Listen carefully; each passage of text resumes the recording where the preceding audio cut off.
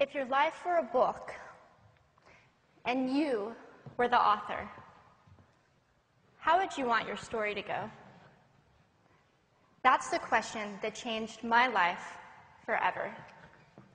Growing up in the hot Las Vegas desert, all I wanted was to be free.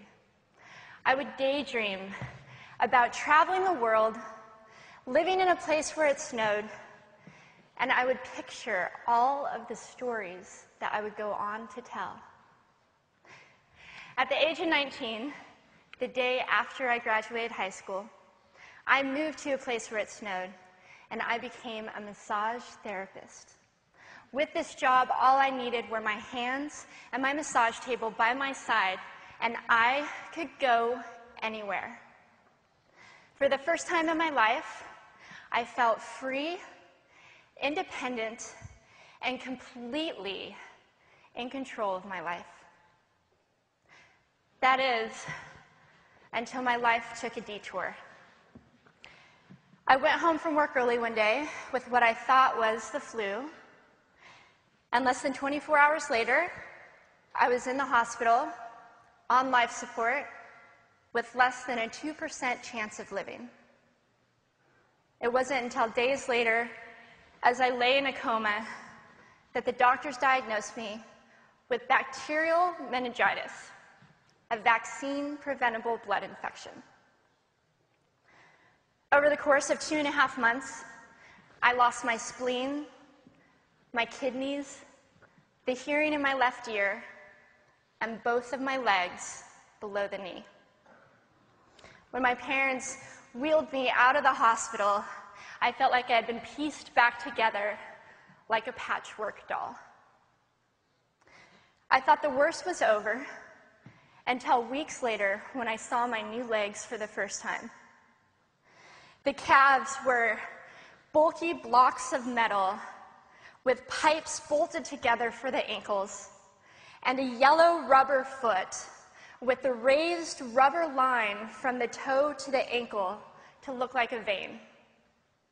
I didn't know what to expect, but I wasn't expecting that.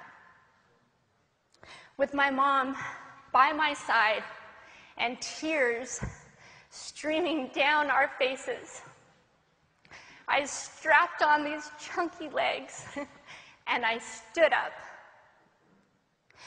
They were so painful and so confining that all I could think was, how am I ever going to travel the world in these things? How was I ever going to live the life full of adventure and stories as I always wanted? And how was I going to snowboard again? That day, I went home, I crawled into bed, and this is what my life looked like for the next few months. Me passed out, escaping from reality, with my legs resting by my side. I was absolutely, physically, and emotionally broken. But I knew that in order to move forward, I had to let go of the old Amy and learn to embrace the new Amy. And that is when it dawned on me that I didn't have to be 5'5" anymore. I could be as tall as I wanted.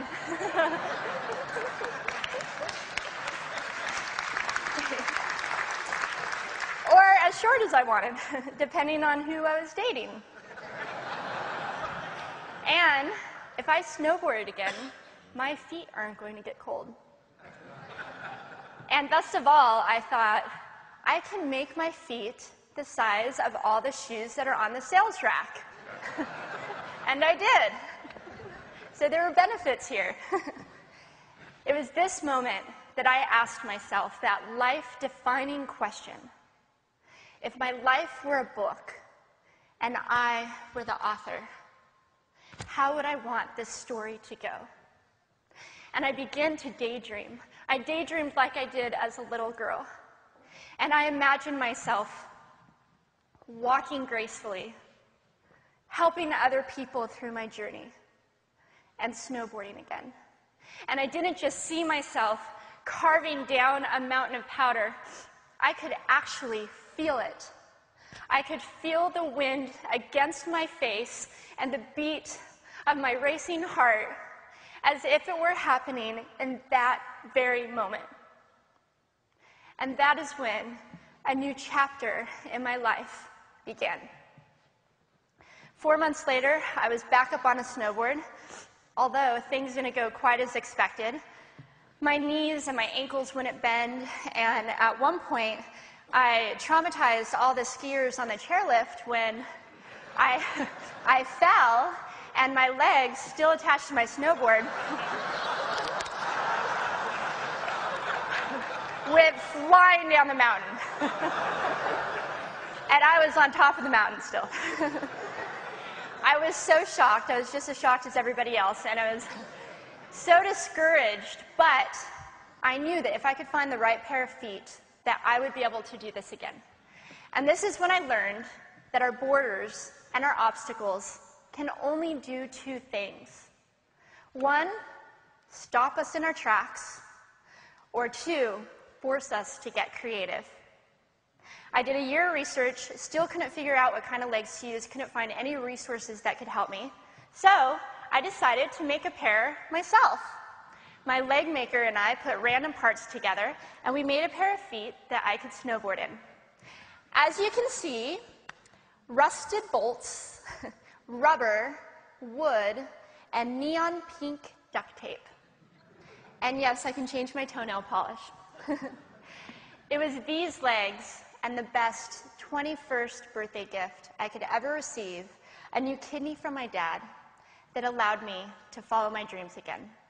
I started snowboarding, then I went back to work, then I went back to school, then in 2005 I co-founded a nonprofit organization for youth and young adults with physical disabilities so they could get involved with action sports. From there, I had the opportunity to go to South Africa, where I helped to put shoes on thousands of children's feet so they could attend school. And just this past February, I won 2 back-to-back World Cup gold medals.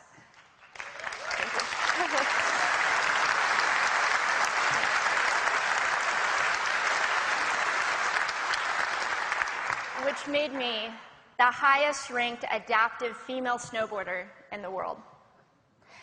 11 years ago, when I lost my legs, I had no idea what to expect.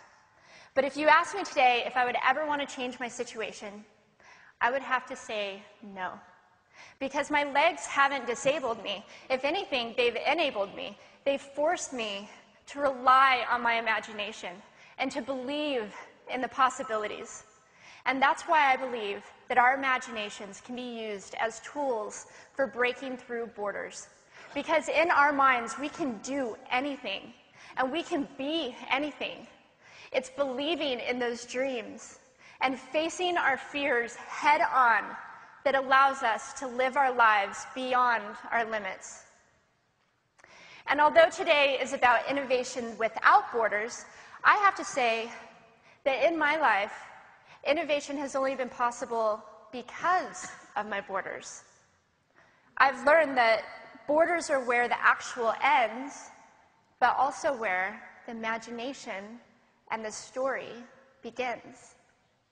So the thought that I would like to challenge you with today is that maybe instead of looking at our challenges and our limitations as something negative or bad, we can begin to look at them as blessings.